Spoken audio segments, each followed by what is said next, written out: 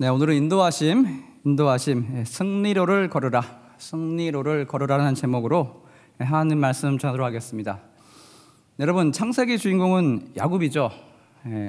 성경에 보면 여러분 해당 장의 내용을 간략하게 요약해 놓은 장제목이라는 게 여러분 성경에 보면 나와 있습니다. 누군가 제게 32장의 내용을 좀 머릿속에 쏙 들어오게 한 문장으로 좀 짧게 요약해 주세요 라고 하면 저는 이렇게 지을 것 같습니다. 누구나 나름대로 멋진 계획이 있다. 흠신 두들겨 맞기 전까지는. 네.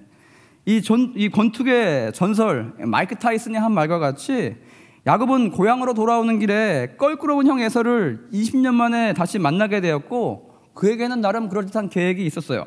언제까지요? 네, 그가 하나님께 분이엘이라는 곳에서 그 장소에서 밤새도록 얻어 터지기 전까지 그는 나름대로 위기를 모면할 자신만의 그럴듯한 계략이 있었다는 것입니다. 여러분도 짐작할 수 있으시 야곱은 외탁을 한 것 같습니다. 즉 외가 쪽 피를 많이 물려받은 것 같아요. 왜냐? 어머니 리브가 삼촌 라반의 치밀함과 교활함이 그에게도 그대로 유전된 것 같습니다. 특히 삼촌 라반의 집에서 머물 때 여러분 1세대의 교활함과 2세대의 교활함이 한판 승부를 벌입니다. 삼촌 라반은 어떻게 했어요? 사랑하는 동생 라헬 대신에 사랑하지도 않는 언니 레아를 신부로 바꿔치기 하는 그 결혼식부터 시작해가지고 야곱을 속이기를 몇 번이나 합니까? 임금을 10번이나 속여요. 이런 이유로 저런 이유로 자기 마음대로 그렇게 바꿔치기 합니다. 여러분 이게 피부치가 맞습니까? 외삼촌인데 어떻게 이런 여러분 악덕 고용주가 따로 없다는 것입니다. 그런데 여기 여러분 만만하게 그냥 당하고만 있었을 야곱이 아니었습니다. 그는 삼촌에게 빼앗기거나 받지 못한 임금들에 대해서 받아낼 전략을 세웁니다. 물론 여러분 이 과정 가운데 하나님의 크나큰 도우심이 있었습니다. 어떻게 받아냅니까? 그는 아롱지거나 검거나 점 있는 가축들, 즉 보기에 별로 좋아 보이지 않거나 상품적인 가치가 많이 떨어져 보이는 그런 것들을 자기의 임금으로 쳐달라고 외삼촌에게 먼저 제안을 합니다. 이때 여러분 계산이 빠른 머리가 잘 드는 라반, 한 입이라도 확 물어버릴 듯한 구미를 당기는 이런 매력적인 제안을 그에게 하게 되었습니다. 교활한 라반은 속으로 생각했을 거예요. 야, 이거 완전 땡큐인데? 야, 이거 야곱 머리 좀 도는 줄 알았는데 완전 바보 아냐? 속으로 이렇게 생각하면서 야곱이 던진 그 제안을 흔쾌히 수락을 합니다. 그런데 여러분, 이 약속을 맺은 후에 태어난 건강하고 튼튼한 대다수의 가축이 다 아롱지고 검거나 점 있는 것들이었어요. 왜 이렇게 됩니까?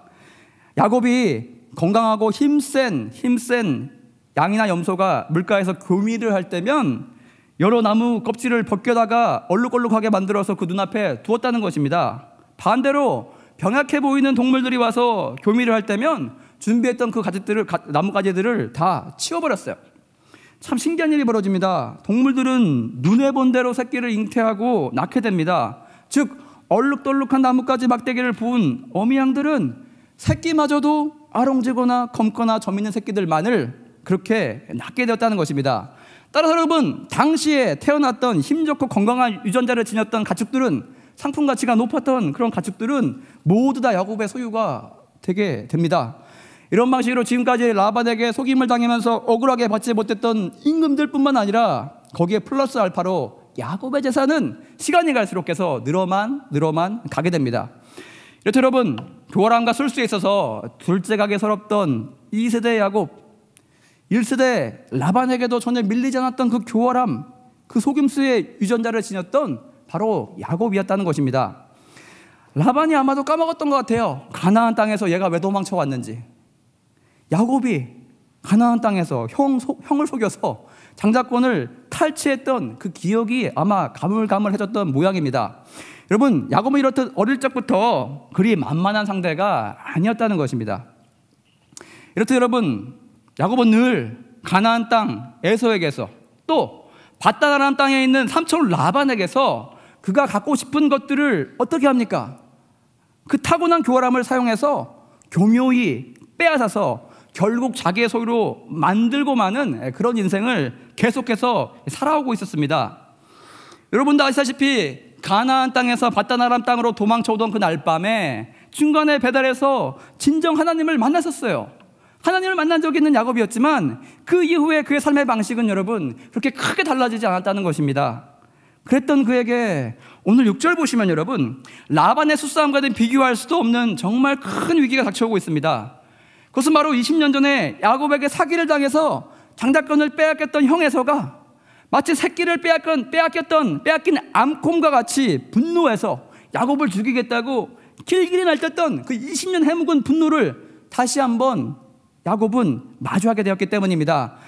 형 에서가요 야곱이 온다는 소식을 들었을 때 어떻게 반응합니까? 400명이나 되는 군사를 이끌고 와요. 한 중대를 이끌고 와요. 그래서 야곱을 맞이하려 달려오고 있다는 것입니다. 여러분, 에서의 활과 칼과 창 앞에 야곱의 가슴이 뚫리고 목이 달아날 수도 있는 일촉즉발의 위기가 야곱에게 실질적으로 엄습해오고 있다는 것입니다. 이때 여러분 야곱은 어떤 반응을 보여요? 두 가지 반응을 보입니다. 첫 번째로 언제나 늘 그랬듯이 인간적인 계략을 세웁니다. 7절 보시면 야곱이 심히 두렵고 답답하여 자기와 함께한 동행자와 양과 소와 낙타를 두 떼로 나누고 이르되 에서가 와서 한 떼를 치면 남은 한 떼는 피하리라 하고 반띵 전략이에요. 타격을 받게 돼도 내가 반은 건져낼 거야. 이런 계획을 세우게 됩니다. 두 번째 반응은 야곱은 20년 전에 장자권을 빼앗겼던 형 에서로부터 도망치던 날밤에 배달에서 만났던 바로 그 하나님을 다시 찾습니다. 절대절명의 위기 앞에 야곱은 드디어 여러분 신앙인의 모습을 드디어 보이게 되었다는 것입니다. 9절 이하로 보시면 야곱은 하나님께 이렇게 매달려 기도하고 있어요.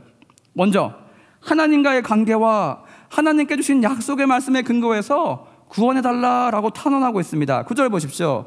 야곱이 또 이르되 내 조부 아브라함의 하나님 내 아버지 이삭의 하나님 여호와여 주께서 전에 내게 명령하시기를 내 고향 내 족속에로 돌아가라 내가 내게 은혜를 베풀리라 하셨나이다. 이렇게 하나님이 하신 말씀을 기억해 주십시오라고 기도문을 시작합니다. 두 번째 10절을 보십시오. 여러분 정말 신앙인다운 모습을 하고 있어요. 어떻게 해요? 하나님께 겸허함과 감사를 표현합니다. 즉 자신의 능력이 아니라 하나님의 축복으로 제가 여기까지 오게 되었습니다 라는 고백을 하고 있다는 것입니다. 10절 나는 주께서 주의 종에게 베푸신 모든 은총과 모든 진실하심을 조금 더 감당할 수 없사오나 내가 내 지팡이만 가지고 이 요단을 건넜더니 지금은 두 때나 이루었나이다. 연이어 11절은 우리 기도문의 핵심이에요. 진짜 하고 싶은 말이에요. 에서가 에서라는 위협에서 자기를 건져달라고 어린아이와 같이 지금 내가 너무 두렵고 떨린다고 자기의 심령을 하나님 앞에 솔직히 쏟아붓고 있습니다. 11절 보시면 내가 주께 간구하오니 내 형의 손에서 에서의 손에서 나를 건져내시옵소서. 내가 그를 두려워함은 그가 와서 내 투자들을 칠까 겁이 나기 때문이니이다.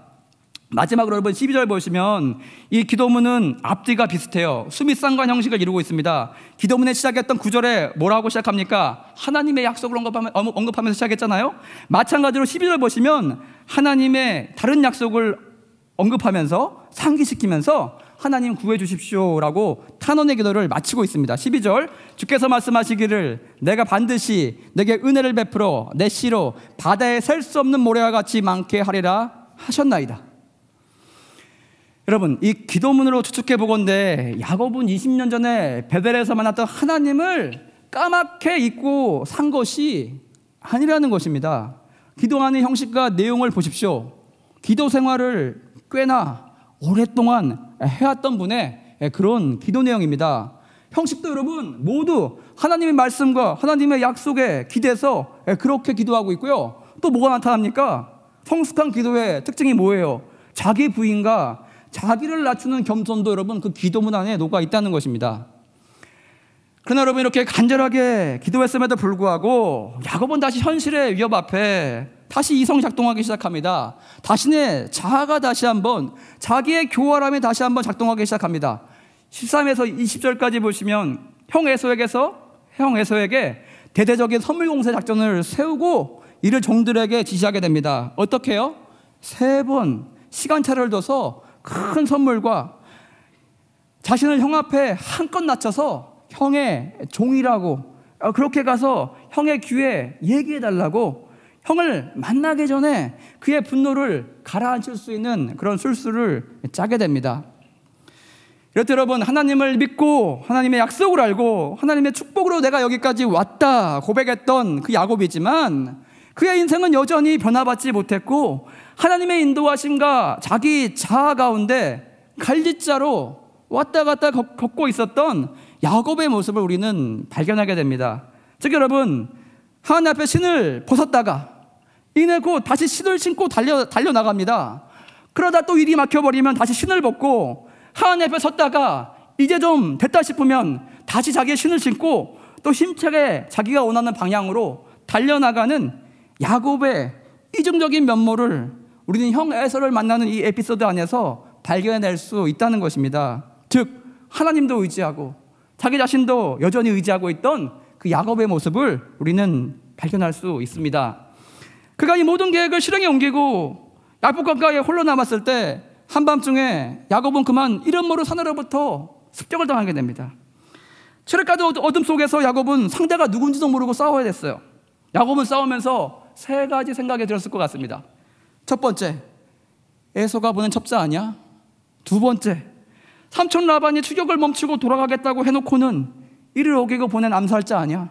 세 번째, 이도 저도 아니면 이곳에서 활동하는 도적대인가? 야곱은 과거의 적 라반과 미래에 다가오는 적 에서와 또 현재 있을지도 모르는 도적대 중에 도대체 누구의 소행인지도 모른 채 여러분 밤을 새워서 다짜고짜 달려든 미지의 누군가와 날이 새도록 사투를 벌이며 그렇게 싸우고 있었어요. 그러다 여러분 25절 가서야 이 싸움이 끝이 나게 됩니다. 25절 보시면 자기가 야곱을 이기지 못함을 보고 그가 야곱의 허벅지 관절을 치매 야곱의 허벅지 관절이 그 사람과 씨름할 때 어긋났더라. 여러분 어쩌면 좋습니까? 야곱이 마지막 그 한수를 버텨내지 못하고 미지의 습격자에게 치명타를 허용하고 맙니다. 즉 회심의 일격을 당하게 돼요. 어떻게 됐어요? 골반뼈, 소켓이라고 하죠. 소켓. 거기서 대퇴부뼈가 빠져나오는 이골되는 중상을 당하게 되었다는 것입니다. 26절 보시면 그가 이르되 날이 새려하니 나로 가게 하라. 야곱이 이르되 당신이 내게 축복하지 않으면 가게 하지 아니하겠나이다. 여기서 보면 여러분 깊은 어둠 속에서 빛이 임하던 새벽이 돼서야 싸움은 끝났고 야곱은 자기가 싸우던 상대가 기존에 자기의 라이벌이었던 에서와 라반과는 전혀 클래스가 다른 요즘 말로 넘사벽이라고 하죠. 자신이 결코 싸워 이길 수 없는 큰 존재라는 것을 깨닫게 됩니다. 그리고 나서 그는 자기보다 강한 그에게 자기를 떠나기 전에 반드시 나를 축복해 줄 것을 그렇게 간구하고 있습니다. 27절 보시면 야곱과 밤새 싸웠던 사람은 축복을 구하는 그 야곱에게 갑자기 뭐라고 합니까? 야곱에게 네 이름이 뭐냐라고 묻고 있습니다. 27절 보십시오. 그 사람이 그에게 이르되 내 이름이 무엇이냐? 그가 이르되 야곱이니이다. 여러분 이 구절은 어찌 보면 창세기 전체에서 아니면 여러분 성경 전체에서 너무나 중요한 구절입니다. 왜냐하면 야곱은 그 자신의 형편없는 모습을 하나님을 믿는다면서도 하나님을 언약을 안다면서도 하나님의 구원하심을 구하면서도 여전히 죄악에 차서 자기를 믿고 자기 방식대로 자기 아집대로 살아왔던 그 자신의 모습을 직시하게 만드는 창세기 전체의 핵심적인 장면이라 여러분 할 수 있겠습니다. 즉 여기서 여러분 그냥 하나님의 천사가 그의 이름을 부른 것이 아니라는 것입니다. 야곱은 여러분 자기 이름을 말하면서 자기 이름이 본래 가진 그 뜻을 상기했을 것입니다. 그의 이름이 무엇이었습니까? 빼앗는 자, 뒤꿈치를 움켜쥔 자. 즉 여러분 교활하게 뒤통수를 쳐서 빼앗는 자, 바로 자기의 이름의 뜻이 생각이 났을 것입니다. 이때 야곱은 여러분 순간 깊이 참여하면서 회개했을 것입니다. 내가 정말 내 이름대로 정말 개차반처럼 살았구나. 내가 하나님을 안다면서 내가 하나님의 은혜를 구한다면서 형 에서에게도 삼촌 라반에게도 내가 내 힘을 믿고 내 머리를 믿고 속이고 빼앗고 움켜쥐려 그렇게만 살아왔구나. 그렇게 여러분 자기 이름을 되뇌이면서 야곱은 그간 꽤나 잘 살아온 줄 알았는데 반대로 너무나 형편없이 살아온 자신의 모습을 대면하고 나서 통곡하면서 여러분 울었을지도 모르겠습니다. 여러분 이와 마찬가지로 하나님을 깊이 만난 사람들의 고백은 언제나 동일하더라고요. 뭔가 인생의 큰 고난을 만나고 큰 심패와 좌절을 경험하고 광야에 서 있을 때 하나님께 탄원하고 하나님께 애원의 기도를 하면서 매달리게 됩니다. 이때 여러분 나에게 왜 이러시냐고 때로 하나님께 화도 냅니다. 여러분 한참 이렇게 매달리고 기도하다 보면 바로 이런 순간을 맞이하게 됩니다. 하나님께서 우리 기도에 대한 응답 대신에 갑자기 저와 여러분 앞에 큰 전신거울을 세우실 때가 있다는 것입니다. 즉 우리 안에 감춰진 어둠의 모습들을, 죄악의 모습들을 우리에게 밝히 보이실 때가 있다는 것입니다. 바로 그때가 여러분, 저와 여러분이 깨지는 순간이에요. 내가 이만하면 잘 살아왔다 자부했던 우리 자신에 대한 평가가 한순간 여러분 나락으로 떨어지는 바로 그 순간을 이야기하고 있습니다. 바로 이때 내가 아니라 예수, 나라 이버 크라이스트, 즉 깊은 회개가 우리 마음 가운데 일어나고요. 마태복음 21장 44절의 말씀처럼 이 돌 위에 떨어진 자는 깨지겠고 이 돌이 사람 위에 떨어지면 그를 가루로 만들어 흩으리라. 이 말씀과 같이 여러분 반석 대신 모퉁이 돌 대신 예수님을 만나는 그 순간이 찾아온다는 것입니다. 바로 그 순간 저와 여러분의 자아는요 고운 가루와 같이 부서지고 빠지게 된다는 것입니다. 여러분 이 순간을 통과해야지만 우리는 머리로 하는 하나님이 아니라, 머리로 만난 예수님이 아니라 실제로 우리 마음 가운데 찾아오셔서 사시는, 우리 마음을 뚫고 들어오시는 예수님을 드디어 우리가 경험하게 된다는 것입니다. 여러분 신발을 벗는 것, 골반뼈에서 다리가 탈골되어지는 것, 그 모두가 우리의 의지력과 우리의 활동성을 지극히 제한되게 만들지 않겠습니까? 즉 내가 하고 싶어도 할 수 없게 됩니다. 가고 싶어도 신발이 없어서 여러분 못 가게 되는 그런 경우를 말합니다. 곧 나는 의지를 가지고, 강력한 의지를 가지고 내 온 힘을 다내서 앞으로 나가고 싶은데 연약한 힘만 겨우 짜낼 수 있는 여러 가지 제재가 우리 삶 가운데 찾아오게 되는 그런 경우 말입니다. 여러분 이런 상황이 길게로지지 않고 날뛰던 야생마 같던 야곱에게만 찾아왔을까요? 야곱과 같이 좀 센 캐릭터들만 다루시는 하나님의 방식이었겠습니까? 아니라는 것입니다. 하나님께서는 다른 창세기 족장들도 형태만 다를 뿐이지 모두 다 비슷한 경험을 통과하게 만드셨습니다. 먼저 아브라함이 독자 이삭을 바치게 되었을 때 아비된 그 심정이 어떻겠습니까? 아브라함의 마음은 정말 참담했어요. 100세에 낳은 아들을 바치래요. 바치고 싶었겠습니까? 하지만 하나님이 바치래요. 그리고 여러분 이삭이 속아서 자기가 편애하는 에서가 아니라 야곱에게 장자권의 축복을 해준 사실을 뒤늦게 알게 되었을 때 성경은 뭐라고 얘기합니까? 이삭은 얼마나 놀라고 분노했는지 떨었대요. 연이어 요셉이 아버지 야곱의 최고 사랑을 받던 아들에서 애굽의 노예로 팔려가게 되었을 때 요셉은 구덩이 안에서 또 감옥 안에서 울고 또 울었을 것입니다. 여러분 창세기 다른 세 명의 족장에게도 자기의 뜻이 꺾이는 큰 좌절을 하나님께서는 맛보게 하셨다는 것입니다. 저들에게도 일생의 때 큰 실망이 찾아왔다는 거예요. 인생이 어마어마한 수렁에 빠지는 그런 느낌이 들었을 것입니다. 근데 여러분 우리는 다 알지 않습니까? 세월이 흘러서 돌이켜보니까 바로 그 순간들이 족장들의 뜻이 아니라, 원함이 아니라 하나님의 뜻이, 하나님의 원함이 저들의 인생 가운데 세워졌던 바로 그 순간이 창세기 4명의 족장들, 그들의 믿음이 수직에서 상승하던 올라가던 바로 그 순간이었음을 저와 여러분은 기억하시길 바랍니다. 여러분 야곱의 이름이 이스라엘에서 하나님과 겨루 싸워 이겼다는 뜻으로 그렇게 야곱에서 이스라엘로 바뀌게 되죠.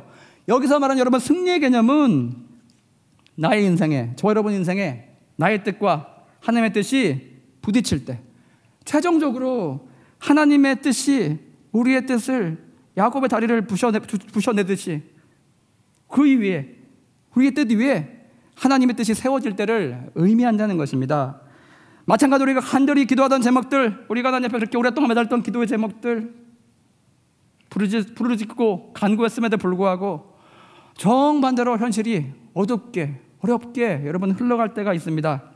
그럴 때 우리가 다 알지 못하는 하나님의 뜻이 우리 인생 가운데 나의 뜻을 꺾으시고 나의 뜻을 바닥에 깔고 그 위에 하나님의 뜻이 세워져 가고 있음을 감지하시길 바랍니다. 나의 뜻이 지어져가는 과정 너무나 아프겠지만 우리는 받아들여야 한다는 것입니다. 이때 우리의 반응 어떻게 돼야 될까요? 에스겔 골짜기에서 하나님이 에스겔에게 던진 질문에 대한 답과 같아야 됩니다. 에스겔 37장 3절 보시면 그가 내게 이르시되 인자야 이 뼈들이 등에 살 수 있겠느냐. 이때 여러분 에스겔은 하나님께 어떻게 대답해요? 예 하나님 분명히 살 수 있을 것 같아요. 믿습니다. 아멘. 반대로 아니요 하나님 보십시오. 이렇게 삐쩍 마른 뼈가 어떻게 다시 살아납니까? 이렇게 대답하지 않았다는 것입니다. 그 대답은 뭐라고 합니까? 성경에서 반복해서 하나님께서 물으실 때마다, 가능성을 물으실 때마다 어떻게 대답합니까? 주 여호와여 주께서 아시나이다. 주 여호와여 주께서 아시나이다. 여러분, 이 표현이 뜻하는 것은 우리는 기도를 하되 모든 결과 하나님의 인도하심에 대해서 우리 하나님께 철저히 믿고 맡겨야 한다는 것입니다. 우리가 하나님의 존재를 믿듯이 하나님이 우리 인생 가운데 행하시는 일들에 대해서도 때론 이해가 안 되고 때론 어려운 방향으로 우리를 이끄실지라도 우리는 철저히 믿고 하나님의 행하심을 순종해야 된다는 것입니다. 여러분, 면류관을 원했는데 죄를 뒤집어쓰게 하시고 때론 자색 옷을 원했는데 찢어진 베옷을 입히실지라도 그것을 나를 항상 사랑하셨고 지금까지 가장 좋은 길로만 인도해 주셨고 가장 좋은 것들로만 채워주셨던 하나님의 변치 않는 사랑 안에서 우리는 그 모든 것들을 소화해내야 됩니다. 또 그에 따른 결과마저 우리는 수용해내야 한다는 것입니다. 이런 의미에서 28절 보시면 하나님께서는 부끄러운 야곱이라는 이름을 버리게 하셨어요. 그리고 그에게 새로운 이름을 선물해 주십니다. 즉 이스라엘로 바꾸어 주십니다. 28절에 그가 이르되 내 이름을 다시는 야곱이라 부를 것이 아니요 이스라엘이라 부를 것이니 이는 내가 하나님과 및 사람과 겨루어 이겼음이니라.